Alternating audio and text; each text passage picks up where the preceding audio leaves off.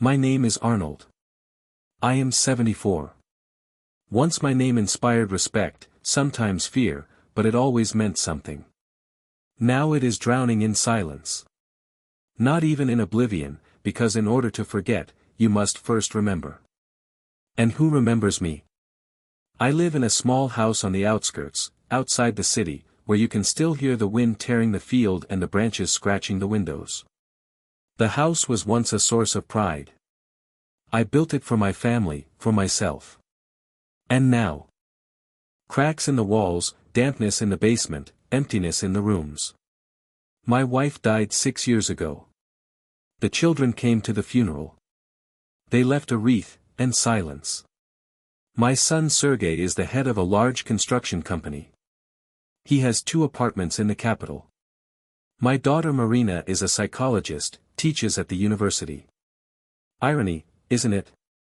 A person who studies human souls has long lost touch with his dearest. They call, sometimes. On holidays. How to tick the box.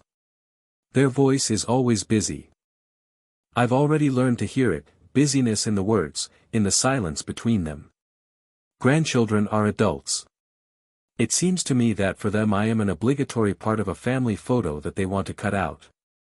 When they come over, they flip through their phones, exchange words. They don't look at me. One of them, Igor, once said, "Grandpa, why do you live alone?" That's stupid. I wanted to answer that I'm alive because I'm still breathing. But I kept quiet. Silence is my new language. The store on the corner, they used to call me boss there. Now they just call me grandpa. And more often, not at all. They don't see me. The last time I paid in cash, the saleswoman sighed, "You should have made a card already." But I didn't. Because that card is the last symbol of the final entry into their world, where everything is numbers, not people. At the hospital, the nurse threw my tests on the table and said, "Age. What do you want, Arnold Igorovich? Everything is normal for you. For your age." I've been reduced to a number. To the age norm. And I can still see. Hear. Remember. I got up early today. 5 in the morning. The floor is cold, but I love this silence. It's the only silence that doesn't hurt. There's no waiting in it. I make coffee. Bitter. Strong. And I sit, listening to the tap dripping behind the wall. I'm not fixing it. Let it drip. It's better than the silence in the pipe when the water no longer flows. Yesterday I looked in the mirror. My face is wrinkles, empty eyes. But deep down, something flickers. As if it's still fading. As if I haven't completely faded away yet. In this room, where books are gathering dust and photographs no longer have a viewer, something is stirring inside. I opened an old drawer. There was a diary. The same one I used to write down ideas for business. Today I wrote something different. The world is rotting not because of evil, but because of indifference. I begin to remember. Not the past, myself. Sometimes I sit by the window for hours, not because I'm waiting for something, but because the world outside the window is going on, as if without me. I'm not trying to stop it. I just watch. And I remember. Once upon a time, I woke up in the morning not from a ringing in my ears, but from a surge of energy. My head was already spinning, a meeting with partners, checking the warehouse, documents for the land, negotiations with the bank. I was building everything from scratch. Without an inheritance, without a loan, without anyone's protection. Just my hands, my head, and sleepless nights. My wife Lydia and I rented a room in a hostel when I first went abroad, Poland, 1993. I brought a few boxes of ceramics in an old van, sold them at a high price. Everyone was trading then, but not everyone stayed. I stayed. I built a warehouse. I opened an LLC. I started importing equipment. I paid taxes. And, more importantly, I paid my salary. More than 30 families lived at that time thanks to my business. My children studied in the best schools. They had tutors, English courses, trips abroad. And I worked. I didn't complain. Because I believed that a father should be a support. A silent rock. To hold the blow. And then there were real blows. One partner stole. The other left. A lawsuit, nerves, high blood pressure, and then a stroke. The first. Not strong, but enough to stop everything. I sold part of the business. I left it to my children. I wanted them to continue. To have it. And they took it and changed the name. Everything I built became another project. Dad, don't be offended. We just modernized it, said Serhi, my son. I wasn't offended. I kept quiet. Marina said, this is life. Everything flows, everything changes. But there are things that shouldn't flow. This is memory. This is gratitude. When Lydia died, I hoped they would come more often. That my grandchildren would see who I was. That I wasn't just old, but history. Roots. But they came with flowers. They had dinner. And left. And I stayed in the house that no longer smelled of pies and coffee. Only dust. I often remember how I rose from nothing. How I stood in the cold at the market, selling small items to have money for rent. How I carried boxes with my hands, packed, delivered, spent the night in the car. And now my back hurts from sitting on a stool. I look at my hands, gnarled, rough. Once they signed contracts, opened office doors. Now they can barely hold a mug. It's not my body that hurts. My soul. These memories, they're not about pride. They're like acid. Because I see that nothing of that is left. Only walls. Only body. Only silence. I started writing in my diary again. I remember names. Dates. Who was there? Who betrayed? Who was silent? Who laughed? I'm not looking for justice. I'm just keeping records. Sometimes I feel like I'm a museum piece. An old life form. But as history shows, old life forms know how to survive. And also come back. I always thought that you can withstand everything. Loss, pain, betrayal. The question is not whether you fall. The question is how you get up. But lately, I begin to doubt whether to get up at all. Sergey does not answer calls. I see, online, active. But the tube does not take. Then he will write. Daddy, sorry, was busy. Meeting. Down. Does not call. Marina rarely calls. When I talk about well-being, she sighs. Dad, are you about health again? Maybe you should contact someone professional. She is a psychologist. But not for the father. In her voice, fatigue. As if I'm a burden. As if I were a stone that sinks in her graphics. Grandchildren. Oh, this is a separate song. Oleg, older, once said. Grandfather, why do you live alone? It's somehow strange. Igor, younger, threw a phrase that spins in me like a rusty nail. But he just waits for him to die. And we have to go here. I heard.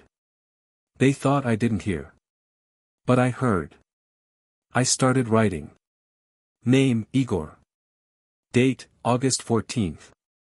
Words, just waiting for you to die. I don't know why I started it. Instinct? Justice? Malice? I don't know. But I continue. I went to the hospital. It was simple, a recipe. Cardiologist, a young guy in sneakers, turned my form and said. How many? 70-4. And what do you want to run marathons? I looked into his eyes. He turned away. I didn't answer anything. Just came out. In the grocery store I was sold overdue milk. I came back. The saleswoman looked and said, "And what are you so annoyed? People always cling to the age. You don't care." I felt something in me crushed. The worst happened a week ago. I went with bags. Bought products, potatoes, bread, cereals. They're old joys. He asked the guy, 20 years, to help bring it into the minibus. He smiled. "And what, my grandfather, do you do?" "The pension is, so move." There were two more. Laughed. One even shot on the phone. I heard the package rustled, broke through. Everything fell on the asphalt. I stood over those cereals like scattered bones. And they laughed. I didn't pick up right away. I just stood. The head was empty. But something woke up in the chest. Slow. Firm. Coldly. Not rage. The rage is hot. And it was icy. I didn't go home. I returned to another place, to myself. To true self. The one I buried in the years of business, upbringing, compromises. I arrived at the house. Opened a diary. And recorded a new one. The world sees old age as a shadow. But forgets, the shadow always follows the body. And it can suffocate. I sat in a chair for a long time.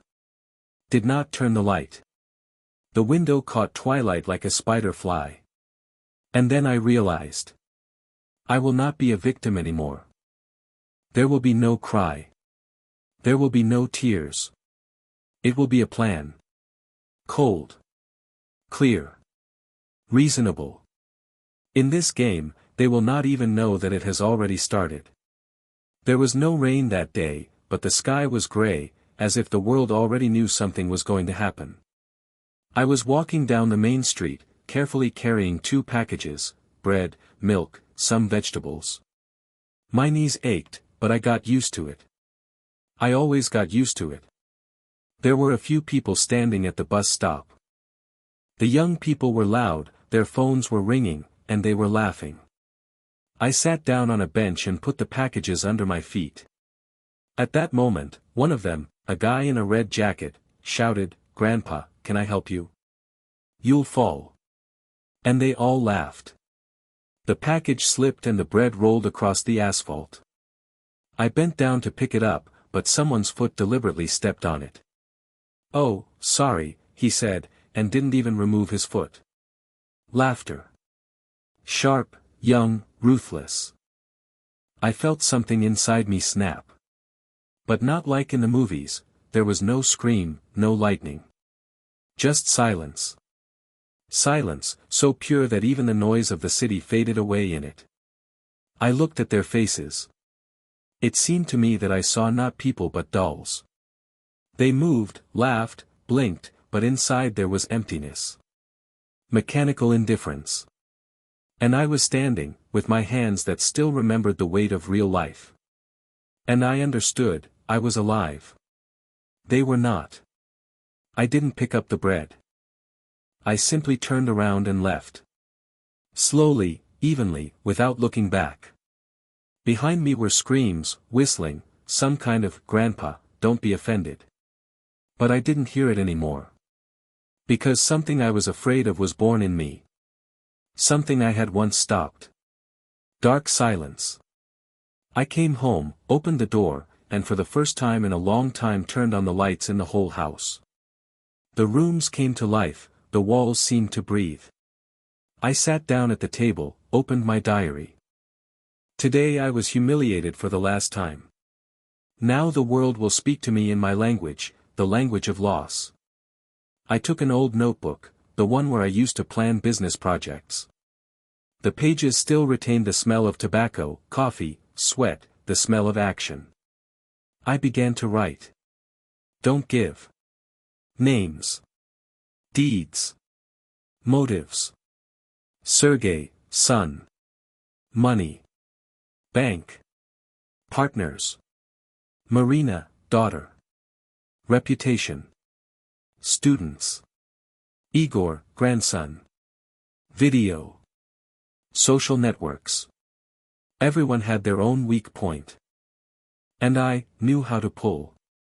My hands were no longer so firm, but my mind was still sharp. And I knew that strength was not in shouting. Real strength was in the ability to silently push a domino. One, it falls. Another, it follows. And no one would notice who touched it. I looked up. The mirror opposite reflected my face. And for the first time in many years, I didn't feel old age. I felt power. Old age is not the end. This is a time of impunity. No one notices when an old man simply, accidentally, says the right words, delivers a letter, leaves a file, calls an old acquaintance from the past. My phone rang. Sergey. I didn't answer. I put it in a drawer, closed it. And smiled. Because I had already started the game. I thought for a long time whether I should return to the methods that once brought me success. Not in the sense of stealing or killing, I'm not talking about that. No, my art is different. I have always been able to read people, find their weak points, notice the threads that hold their pride, career, family together. I knew where to slide the mirror, and people would begin to see themselves not as they would like. After that day at the bus stop, I began to make a map. Not on a computer, not in Excel, in my head, then in a diary. Names, dates, words they said. Little cracks in their lives, unfulfilled promises, secret accounts, unresolved disputes, old contracts, forgotten debts, broken promises. What seemed random before, I used to call business risks. Now it is a tool. I wrote a few letters. No direct accusations. Just hints. Sets of facts that, put together, would look like a chess piece that unexpectedly reveals its checkmate. Photographs, small documents, copies of old paychecks, none of this was a fake. These were remnants of the truth that they tried to hide under the shine of success. I started with acquaintances from the past. People who had once supported me in difficult times still have connections. They did me no favors, I simply asked to return the debt of human attention. Someone responded. Sometimes it was enough to simply remind me that the past has connections with the present. I did not break life, I turned on perception. I sent letters, anonymously, but not in vain. They received messages in those places where the truth hurt the most, in a drawer with documents, in the management mailbox, in my wife's private correspondence, on the table before the board of directors meeting. I left the facts so that they could not be ignored, but also could not be blamed on anyone without a solution. People began to ask each other questions. Questions gave rise to suspicions. Suspicions, quarrels. Quarrels, mistakes. I watched in silence. How someone rushed to call a lawyer. How someone tried to settle a problem for money. How Marina was scared that a student might see a letter with her old publication, which compromised her reputation. How Sergey eventually made a series of risky steps in the meeting, under the influence of hints, and lost an important contract. I did not touch physical things. I did not set anything on fire. I only knew how to press the right points, and the world itself began to spin wrong for them. The grandchildren felt it too. Igor received a video, one of those random videos in which his joke about, until he dies, ended up in the context of a larger message. People began to ask, who says that? Who has such cruelty in their family? The few people who could pay for the content of their jokes refused to work with them. Reputations are often more fragile than businesses. I didn't want to destroy them. I wanted them to feel what it was like to be beaten by the system of indifference that they so willingly applied to me. I wanted everyone to see their reflection in the mirror, and not like it. For the children to argue like, you're to blame for everything, and then understand that this is not a sentence, but a mirror. There were several moments when I had to stop. When Serhi almost lost a business partner, when Marina cried at night, trying to correct a mistake that somehow turned out to be her words, when her grandson felt guilty. Their pain was real, but not fatal. My hand was not about blood. It was the hand of a mentor, showing a person how painful it is to act foolishly. I left traces in a way that made them feel responsible. Without mockery. Without humiliation that would completely consume them. Sometimes I looked at their faces through the window as they argued in their own homes, looking for the culprit. And I saw the cracks grow, like a crack in porcelain that becomes visible under the influence of cold. My life changed too. I stopped waiting. I began to act. Life was filled with meaning.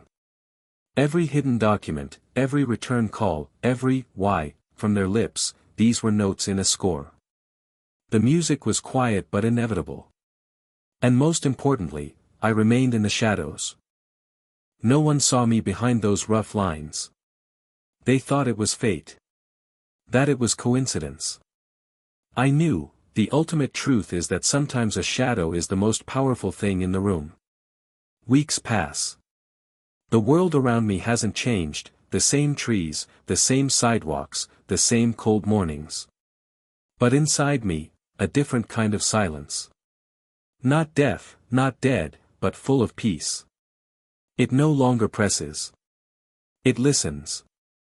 Everything in the family is different now. Not like before, not fake, not forced, but timidly, with an inner search. Sergei arrived unexpectedly, without a bell. He stood on the threshold, holding an old cognac, the same one I had once saved for a special occasion. We sat down in silence. He was the first to speak. "Dad, I was a fool." We all were. I didn't answer. I just poured him some. We drank it. Without a toast. A day later, Marina arrived. She brought an apple pie, like Lydia once did. She sat in the kitchen, wiped her eyes. She said she wanted to see me more often, that she was tired of work, that life was short. She talked, and I listened. And I saw that for the first time in many years there was no arrogance in her voice. Only fatigue and sincerity. Igor, he couldn't look me in the eye. He stood at the gate like a shadow. "Grandpa, this video. I didn't think it was," his voice broke. I put my hand on his shoulder. Not to forgive. To understand. Because now he knows. Because now he felt. The world didn't fall. No one died. But something in each of them broke, and from that break something else, something real, grew. Yes, the pain didn't go away, but it became medicine. Because sometimes, to cure the rot, you have to open it. Give it oxygen. I don't feel angry. She left me alone with my weakness. I'm not a hero or a thief. I'm just an old man who dared not to be dead before he's buried.